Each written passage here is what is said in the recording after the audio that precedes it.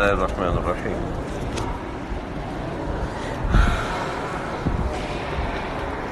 شادی ہو گئی تھی، ٹھیک ہے، نکاح ہو گیا تھا،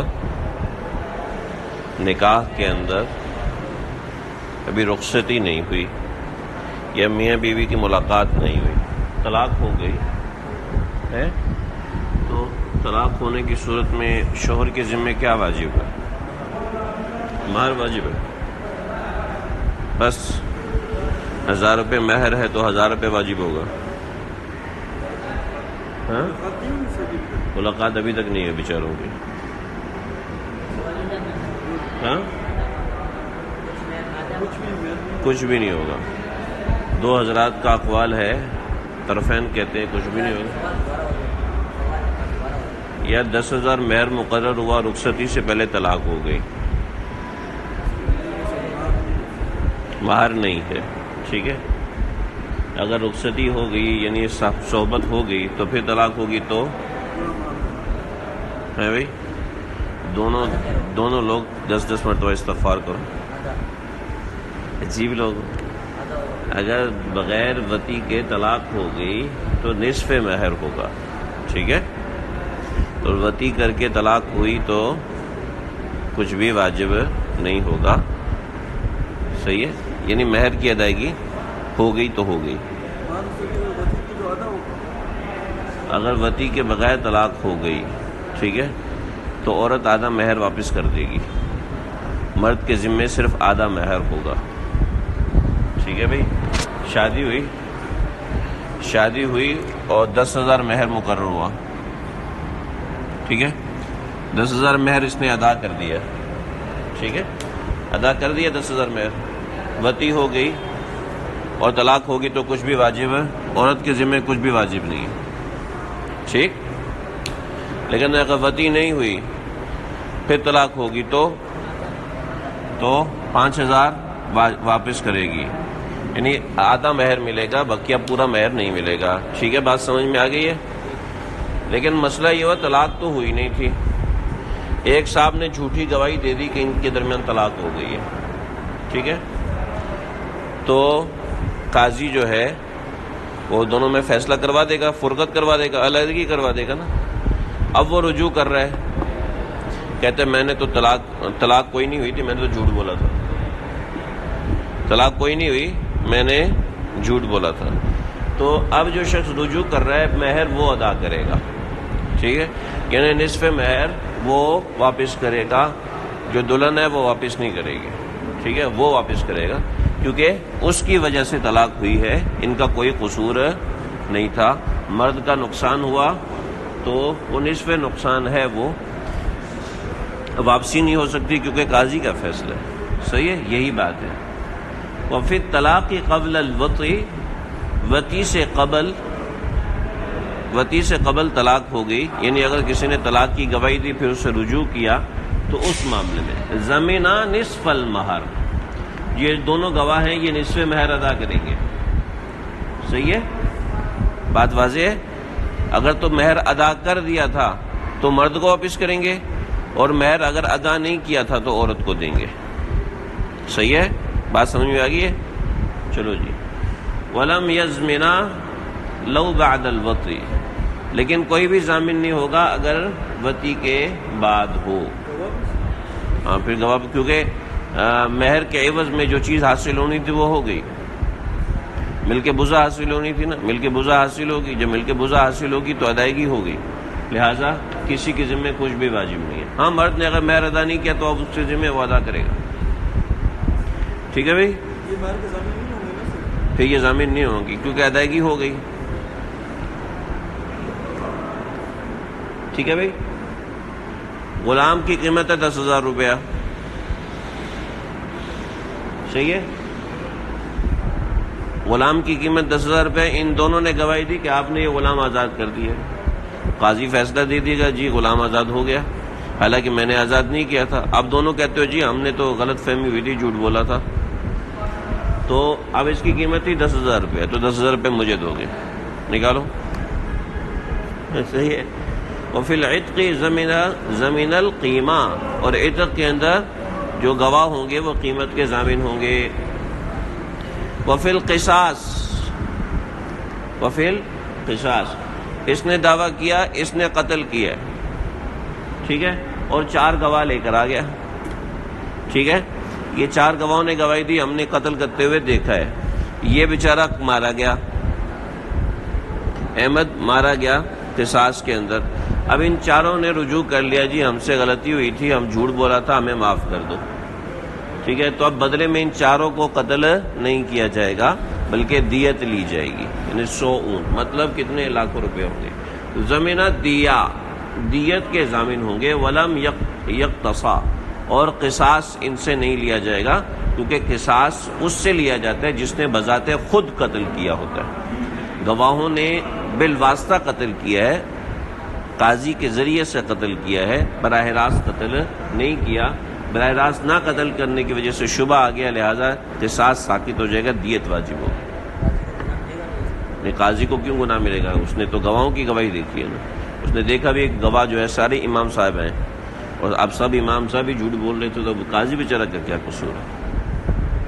صحیح ہے جی. دیکھو بھائی، کل ہم نے کیا پڑھا تھا؟ یہ اصل گواہ ہیں، یہ اصل گواہ ہیں، یہ اس کے فرع گواہ ہیں. اصول سمجھ لینا. قاضی کے سامنے جس نے گواہی دی ہے اس سے پکڑ دھکڑ ہوگی، صحیح ہے. اب چاہے قصور کسی کا بھی ہو، صحیح ہے، کیونکہ قاضی نے جس بندے کو دیکھ کے فیصلہ کیا ہے اس کے ساتھ معاملہ ہوگا، سمجھ رہے ہو. ہاں قاضی جو ہے وہ اصل کی بھی تصدیق کرے گا، فروع کی بھی تصدیق کرے گا. دیکھو، وَإِذَا رَجَعَ شُهُودُ الْفَرْعِ، یہ تو اپنی گواہی پر قائم ہے لیکن انہوں نے رجوع کر لیا، ٹھیک ہے، انہوں نے رجوع کر لیا، ٹھیک ہے. وَإِن رَجَعَ شُهُودُ الْفَرْعِ ضَمَنُوا، جو فرع نے رجوع کیا تو ضامن بھی فرع ہوں گے، اصل ضامن نہیں ہوں گے. کیوں فرع کیوں ضامن ہوں گے؟ سیدھی سی بات ہے لیکن بتاؤ تو صحیح، فرع کیوں ضامن ہوں گے؟ خود جھوٹ بول رہے ہیں. نہیں، یہ وجہ نہیں ہے. وجہ یہ ہے کہ فرع جو ہے وہ قاضی کے سامنے، ٹھیک ہے، اور قاضی کے سامنے انہوں نے اقرار کیا کہ ہم سے جھوٹ ہوا، ہم سے غلطی ہوئی. ہو سکتا ہے جھوٹ نہ بولا ہو سکتا ہے ویسے رجوع کر رہے ہو، پیسے زیادہ آگے ہوں، دینا چاہ رہے ہو، سمجھ رہے ہو. لا شہود الاصل، لا شہود الاصل یعنی اصل جو شہود ہیں وہ ضامن نہیں ہوں گے جب وہ ایک کلمہ کہیں. کیا کلمہ کہیں؟ اس پہ لکھا بھی، اس کلمہ سے لم نشہد الفروع علی شہادتنا، ٹھیک ہے، او اشہدناہم وغلطنا. 2 جملے بولے، کیا ہے؟ جملے مجھے لکھو. لم نشہد الفروع، لم نشہد الفروع علی شہادتنا،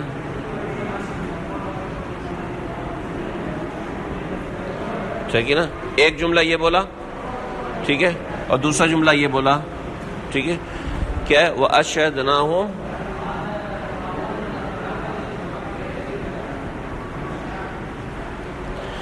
اور کیا ہے؟ وَغَلَطْنَا. پہلا جملہ کیا بولا؟ پہلا جملہ یہ بولا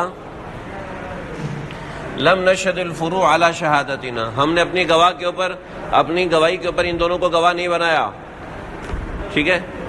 تو جھوٹ انہوں نے بولا، جب جھوٹ انہوں نے بولا تو قصاص بھی، تو پیسے بھی انہی سے لیے جائیں گے، ٹھیک ہے.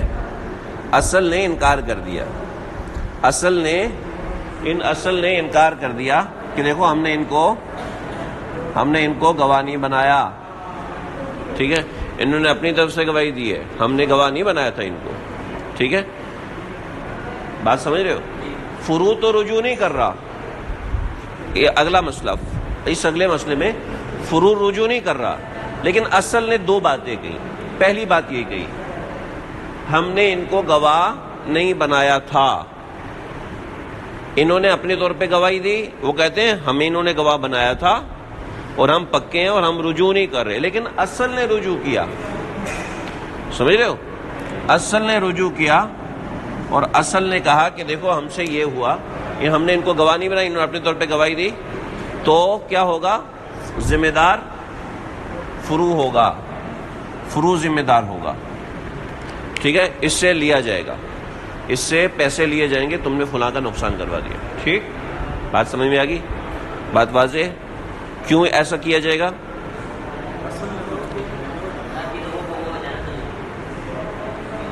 یہ بات نہیں ہے، میں نے پہلے ایک بات کہی تھی، اسی بات کو ذہن میں بٹھاؤ۔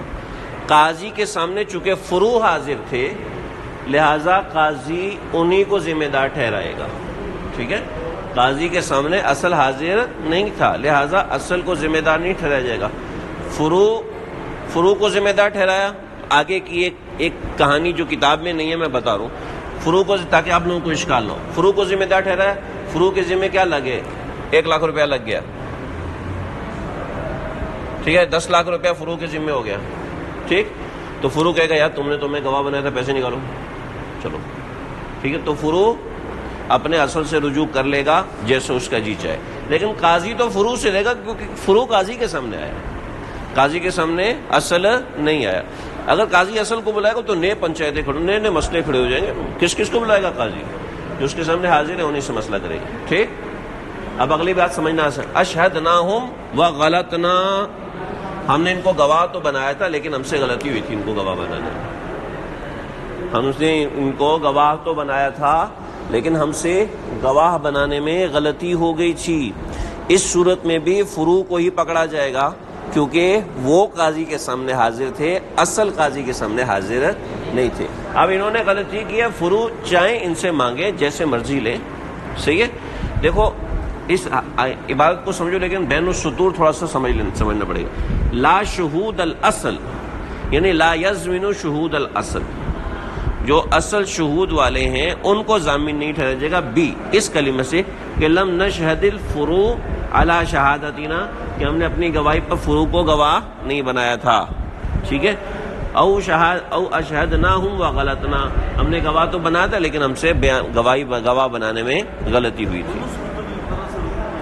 دونوں صورتوں میں فرع سے رجوع کیا جائے گا۔ بنیادی وجہ ہے کہ فرع حاضر ہے اور شہود اصل حاضر نہیں ہے، شہود اصل حاضر ہو ہی نہیں سکتا نا، فوت ہو گیا ہے یا کچھ بھی ہوا، ٹھیک ہے؟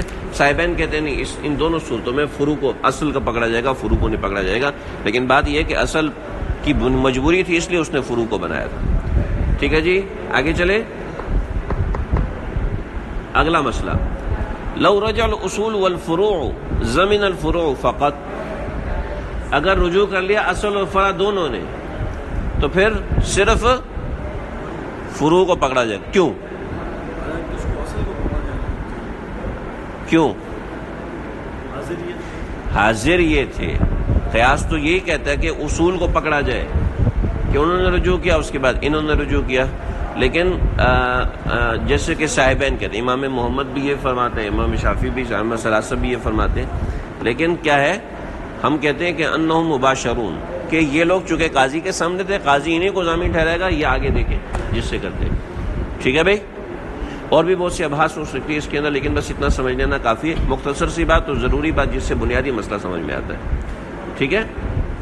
اچھا جی، یہ جو 2 نمبر ہے نا، اس نے ایک نمبری والا کام کیا۔ یہ کہتا ہے قاضی صاحب میں گواہی تو دے رہا ہوں احمد کی، لیکن مجھے پتہ ہے کہ احمد جھوٹ بول رہا ہے، صحیح ہے؟ لیکن یہ کہتا ہوں احمد سے غلطی ہوئی ہے اس مسئلے کے، جھوٹ تو نہیں بولتا، بہت نیک اور شریف بچہ ہے، لیکن اس سے غلطی ہوئی ہے، تو قاضی فروع کی اس بات پہ کوئی دھیان نہیں دے گا، صحیح ہے؟ قاضی فروع کی اس بات پہ کوئی دھیان نہیں دے گا کیونکہ آپ کو صرف گواہ بنایا، آپ کو قاضی نہیں بنایا کہ آپ فیصلے سنانا شروع۔ ولا یلتفت الی قول الفروع، فروع کے قول کی طرف کوئی التفات نہیں ہوگا۔ کون سا قول؟ کذب الاصول، کہ اصول نے جھوٹ بولا ہے، وغلطوا، یا ان سے غلطی ہوئی ہے شہادت بنانے کے اندر، ٹھیک ہے جی؟ بات سمجھ میں آ گئی یہاں تک؟ دیکھو جب بھی گواہ ہو، ہاں فروع نے گواہی تو دی، کہتا ہے لیکن اس سے یہ بات کرنے میں غلطی ہوئی ہے، اس سے خود ہی کہتا ہے، یہ خود ہی کہتا ہے یا میرے اصول نے نہ جھوٹ بولا ہے، میرے اصول سے غلطی ہوئی ہے، تو اس کی اس بات پہ کوئی دھیان نہیں دیں گے، کیونکہ اگر جھوٹ بولا تو آپ گواہی کیوں دے رہے ہو؟ کیوں بھائی؟ اگر جھوٹ بولا تو اسی کے خلاف گواہی دے رہے ہو جس کے گواہ بن کے آپ آئے ہو، یہ سمجھ میں آنے والی بات نہیں ہے۔ دیکھو بھائی اگلا مسئلہ،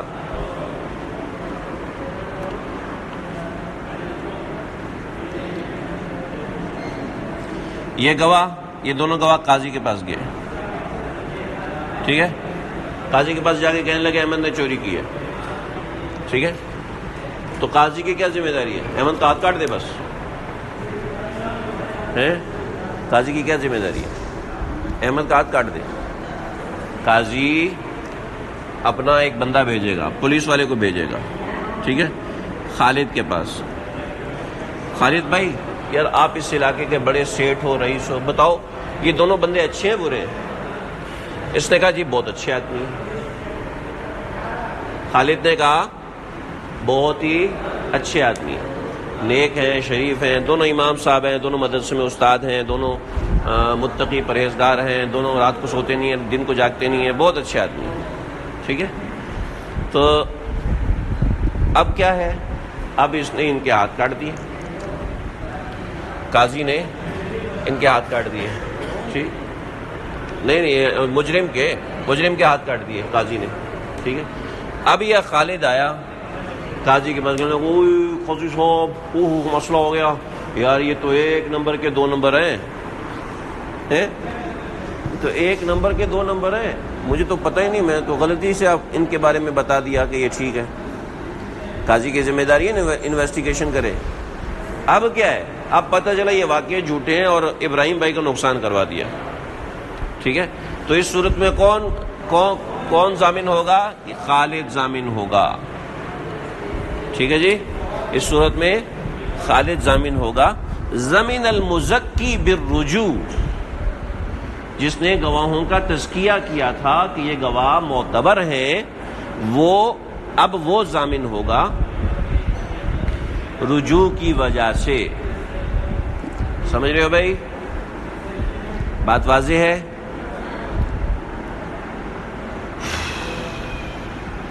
ہائے ہائے ہائے۔ اگلا مسئلہ ہے، تھوڑا سا اس کو سمجھو، شہود الیمینی والزنا۔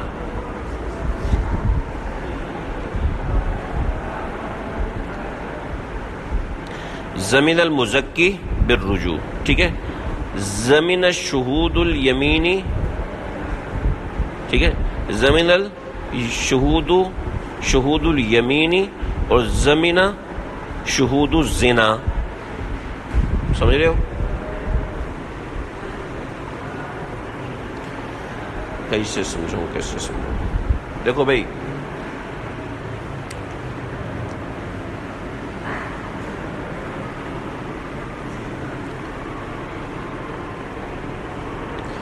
زید ایک غلام ہے، ٹھیک ہے، کس کا غلام ہے؟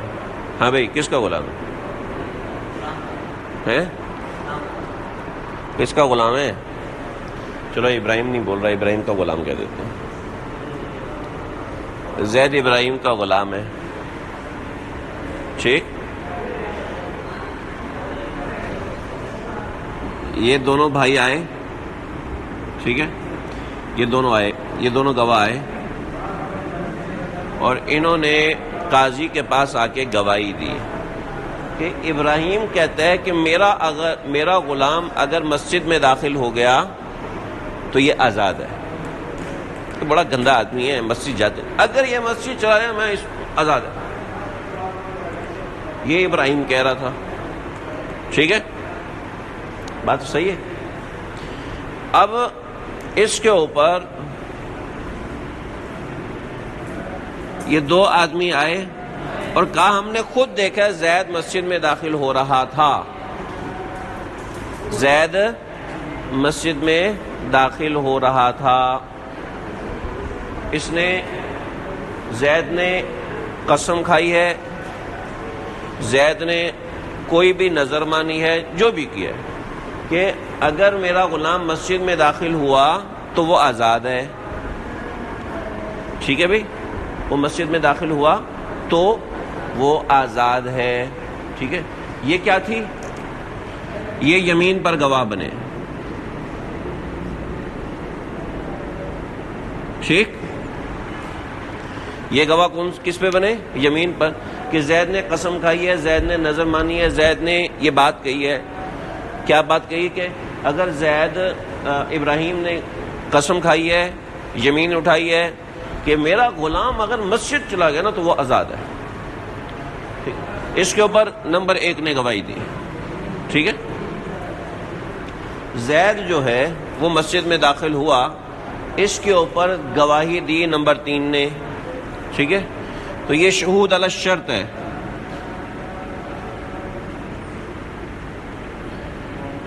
شرط تھی نا مسجد میں داخل ہونا، شرط تھی نا کہ مسجد میں داخل ہوا تو آزاد ہے. زید کے لیے تو شرط تھی، ابراہیم کے لیے یمین تھی، قسم تھی. ابراہیم کے لیے قسم تھی کہ مسجد میں داخل ہوتا تو یہ آزاد، اور زید کے لیے یہ کیا تھا؟ شرط تھی کہ اگر میں مسجد میں داخل ہوتا تو میں آزاد ہو جاؤں گا. ٹھیک ہے، تو یہ جو گواہ ہیں یہ شہود علی الشرط ہے. ٹھیک ہے، اور یہ جو گواہ ہیں یہ شہود علی الیمین ہے. ٹھیک ہے، تو اس مسئلے کے اندر کہتے ہیں اب ان دونوں نے رجوع کر لیا. رجوع عن شہادت ہے نا، انہوں نے رجوع کیا. جب انہوں نے رجوع کیا تو صاحب کتاب کہتے ہیں ضمن شہود الیمین، یمین شہود ضامن ہوں گے، یمین شرط شاہد ضامن نہیں ہوں گے. ٹھیک ہے بھائی، بات واضح ہے. وجہ اس کی کیا ہے؟ وجہ اس کی ہے کہ ان کی وجہ سے غلام آزاد ہوا ہے، ان کی وجہ سے غلام آزاد نہیں ہوا. گواہی، اصل گواہی ان کی ہے، یہ گواہی ضمنی گواہی ہے، اصل گواہی ان کی ہے، لہذا وہ غلام آزاد ہوا ان کی وجہ سے. صحیح ہے، بات واضح ہے. اصل میں وہ صغرا ہے اور یہ کبرا ہے، تو صغرا کی وجہ سے معاملہ ہوا. منطق پڑی ہوئی ہے نا، صغرا اور کبرا ہے تو اصل تو صغرا ہوتا ہے نا، کبرا تو اس کی دلیل ہوتی ہے. ٹھیک ہے، اس سے ایک نتیجہ اخذ ہوتا ہے جو کہ نتیجہ نکلتا ہے. بات واضح ہے. آگے دیکھو، یہ بیچارہ زید ہے. ٹھیک ہے، عمر نے دعویٰ کیا کہ اس نے زنا کیا. مدعی نے دعویٰ کیا کہ اس نے زنا کیا ہے. ٹھیک ہے، اور اس کے زنا کے اوپر 4 گواہ کھڑے ہو گئے.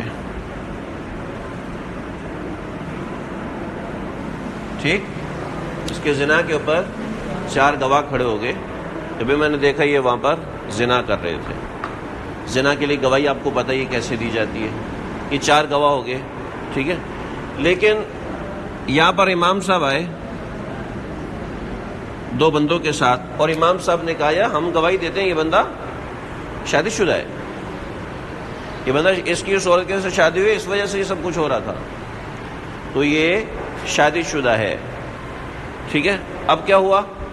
اب یہ ہوا کہ امام صاحب نے کہا مجھ سے غلطی ہوئی تھی، یہ شادی شدہ نہیں تھا. اور ان 4 نے سے کہا ہم سے غلطی ہوئی تھی، یہ زنا نہیں کر رہا تھا. صحیح ہے، رجوع کر لیا. رجوع کرنے کے اندر اب ذمہ دار کون ہوگا؟ امام صاحب زنا امام صاحب ذمہ دار ہوں گے. اس کو تو رجم کیا، رجم کر کے مار دیا اس کو. اس بندے کا رجم کس وجہ سے ہوا ہے؟ اس بندے کا رجم کس وجہ سے ہوا ہے؟ ایک سمجھو میری بات. امام صاحب نے گواہی دی، اس مسئلے کو چھوڑو ذرا سمجھو. مدعی نے دعویٰ کیا کہ یہ زنا کر رہا تھا، 4 گواہ آگے. ٹھیک ہے، امام صاحب نے گواہی دی اس نے ہماری مسجد سے نکاح پڑھوایا. ٹھیک ہے، اب امام صاحب کی گواہی کی وجہ سے یہ شادی شدہ ثابت ہوا. شادی شدہ ثابت ہونے کی وجہ سے اس کو سزا کوڑے کی نہیں پڑ رہی، اس کو سزا رجم کی پڑ رہی ہے.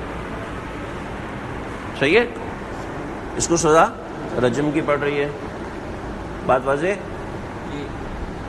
اگر امام صاحب یہ گواہی نہ دیتے، امام صاحب نہیں آتے، چھوڑو تمہارا مسئلہ حل کرو، تو یہ تو شادی شدہ نہیں ہے. جب یہ شادی شدہ نہیں ہے تو اس کو 80 کوڑے پڑنے تھے، کوڑے کھا کے گھر چلا جاتا. ٹھیک ہے, امام صاحب نے گواہی دی, اس نے ہم سے نکاح پڑھوایا, بھائی ہمارا مقتدی ہم سے نکاح پڑھوایا, اب ہم سے نکاح پڑھوایا تو اب کیا ہے, محسن ہو گیا, اور اس کے اوپر 2 گواہ بھی آ گئے, گواہ آ گئے اس کے اوپر 2. اب اس گواہ نے بھی رجوع کر لیا, اس نے بھی رجوع کر لیا, اس نے بھی رجوع کر لیا, اس نے بھی, ان سب نے رجوع کر لیا. ٹھیک ہے, ہاں اب کیا ہے, ہاں یہ کہہ رہے امام صاحب کو ضامن. کیوں, آپ کی دشمنی ہے امام صاحب سے؟ امام صاحب نے اس کی پاکی کی گواہی دی ہے اور دوسروں نے اس کے زانی ہونے کی گواہی دی ہے. ٹھیک ہے, اگر امام صاحب اس کے شادی شدہ ہونے کی گواہی نہ بھی دیتے تو مار تو پڑنی تھی نا اس کو, اس دا کوڑے کھاتے کھاتے مر جاتا. تو اصل جو اس کی موت ہوئی ہے رجم کے ذریعے سے, وہ ان 4 گواہوں کے ذریعے سے ہوئی ہے. ٹھیک ہے, تو یہ کون ہے, شہود الزنا, اور یہ کون ہے, شہود الاحسان, احسان صاد کے ساتھ. ٹھیک ہے, اسی بات کو سمجھو. ضمن المزکی بالرجوع, مزکی رجوع کا ضامن ہوگا. ٹھیک, آگے شہود الیمینی لا شہود الاحسان, یعنی ضمن شہود الیمینی لا شہود الشرط. اس عبارت کو جوڑو آگے. ٹھیک ہے, اس عبارت کو ذرا سمجھنا. ضمن المزکی بالرجوع, یہ بات واضح ہے. ٹھیک ہے, آگے ضمن شہود الیمینی, ٹھیک ہے, لا شہود الشرطی. ٹھیک ہے, ایسے ضمن شہود الزنا لا شہود الاحسان. ٹھیک ہے بھائی, بات واضح ہے. ہمارا سبق مکمل ہوا.